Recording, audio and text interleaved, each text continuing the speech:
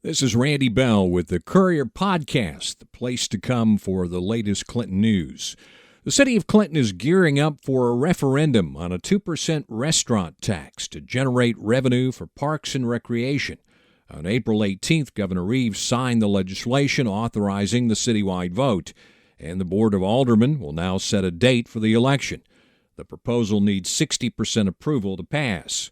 Parks and Recreation Director Adam Wade says it's an opportunity to pump some needed money into the parks. We're hoping that the 2% tax will add about $1 million to the city's budget a year, which, like I said, will go directly to Parks and Recreation.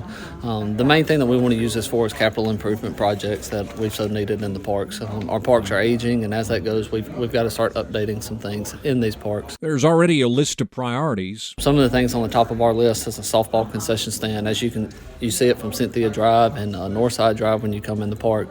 It's really outdated, non-functional, so we need to go in and replace that. It'll be an expensive endeavor. We don't have any permanent bathrooms at Kids Towne Park. Right now it's the only park that still has Porta-Johns, and the pavilion is starting to rot and come down, so we'll attack those projects as well. Some of the tax revenue may be spent on better lighting for sports fields. Wade says the lights we have now are old and undependable. That's a high-cost item that we'll look at as well. And then there's a lot of other small projects that we'll try and hit throughout all the parks. There's places that we need to touch and we need to hit. That could include replacing the playgrounds at Brighton Park and Traceway Park. They're about 18 years old. If the referendum passes, Clinton could start collecting the tax in 30 days. But Wade says they'll let the revenue accumulate before beginning the improvements. We don't want to go out there and spend what we don't have or what we thought was going to happen. So I think for the first 6 months, we're going to sit back and wait and see what that's coming in at a monthly. And if it is hitting exactly what we think it will, then we'll start setting projects aside that we want to hit first and what's on our hit list. It typically takes 6 to 8 weeks to break ground on a new park project after the Board of Aldermen gives its approval.